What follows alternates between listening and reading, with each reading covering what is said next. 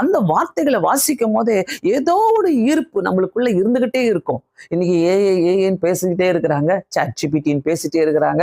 அவங்க கிட்ட எல்லாம் போனா கூட விசுவாசத்தை பத்தி பேசாது. அதெல்லாம் ஒன்றும் விசுவாசத்தை சொல்லியே தராது. ஆனா வேதம் நமக்கு ரொம்ப தெளிவா சொல்லி தருது. சில காரியங்கள்லாம் ஏஐயால செய்ய முடியாது, சாட்ஜிபிடியால செய்ய முடியாது. ஆனா வேதத்தினால அந்த விசுவாசிக்கும் போது, அந்த வேதத்தை நம்ம படிக்கும் போது, அந்த தேவனுடைய வார்த்தைகள் நம்மளுடைய விசுவாசத்தை வளர்க்க செய்யும் நமக்குள்ளாக. சோ நமக்குள்ளாக கண்டிப்பாக விசுவாசத்தை வளர்த்து கொள்ள வேண்டும். விசுவாசம் இல்லாம இதுக்காக ஜெபம் பண்ணுங்க, அதுக்காக ஜெபம் பண்ணுங்க, இப்படி ஜெபம் பண்ணுங்க, அப்படி ஜெபம் பண்ணுங்க. சிலர் சொல்லுவாங்க இன்னும் ஊக்கமா ஜெபம் பண்ணுங்கன்னுவாங்க. சிலர்லாம் என்கிட்ட வந்து பேசுவாங்க. அவங்க சொல்லுவாங்க இன்னும் கொஞ்சம் ஸ்ட்ராங்கா ஜெபம் பண்ணுங்க, இன்னும் கொஞ்சம் வல்லமையா ஜெபம் பண்ணுங்க, இன்னும் கொஞ்சம் உற்சாகமா ஜெபம் பண்ணுங்க, எனக்கு சொல்லி தருவாங்க. ஸோ நான் அப்போ யோசிப்பேன், இவங்க வந்து விசுவாசம் இல்லாத ஒரு ஜென்மங்கள். அதனால இந்த ஜென்மங்கள்லாம் நம்ம கிட்ட வந்து நம்மளுடைய விசுவாசத்தை ஒருவேளை பாரோ பண்ணிக்கணும், வாங்கி கொள்ளணும்னு ஆசைப்படுறாங்க போல அப்படின்ட்டு. அப்படி கிடையாது. நீங்க விசுவாசத்தோடு ஜெபம் பண்ணுங்க, கர்த்தர் என்னத்தை தரமாட்டேன்னு சொல்றாரு. நீ விசுவாசத்தினால என்கிட்ட கேளுன்றாரு. அந்த விசுவாசத்துக்குரிய தன்மைகள் நமக்குள்ள இருக்கணும்.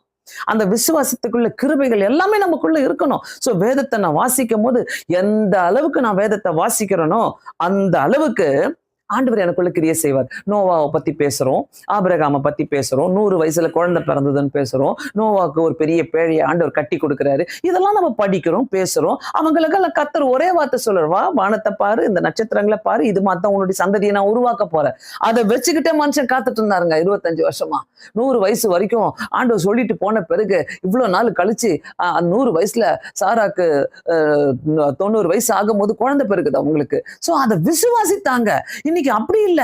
எங்கேயாவது டெஸ்ட் டியூப் பண்ண முடியுமா? எங்கேயாவது வேற ஏதாவது பேபி உருவாக்கி தருவாங்களா? எவ்வளவு லட்சமானாலும் பரவாயில்ல, கண்டிப்பா இல்ல.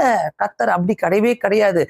நீ ஜெப குறிப்பை எழுதி கொடுத்துட்டு போறீங்கன்னாக்கா நீங்க விசுவாசிக்கணும். ஆண்டவரே நான் விசுவாசிக்கிறேன்னு சொல்றதை விட வார்த்தைகள் மூலமாக, தேவனுடைய வார்த்தைகள் மூலமாக அந்த விசுவாசத்தை நமக்குள்ள வளர்த்து கொள்ளலாம். விசுவாசத்தை வளர்ப்பது எப்படி? 2வது காரியம், கண்ணால் பார்ப்பதை விட கண்ணால் பார்ப்பதை நம்பாமல் தேவனை நம்பணும்.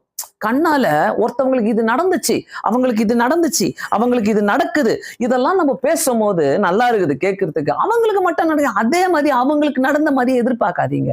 எனக்கு அது வேற மாதிரி நடக்கும். என்னுடைய விசுவாசத்தின் பிரகாரம் தான் நடக்கும். அது அவங்களுடைய விசுவாசத்தின் பிரகாரம் நடந்தது.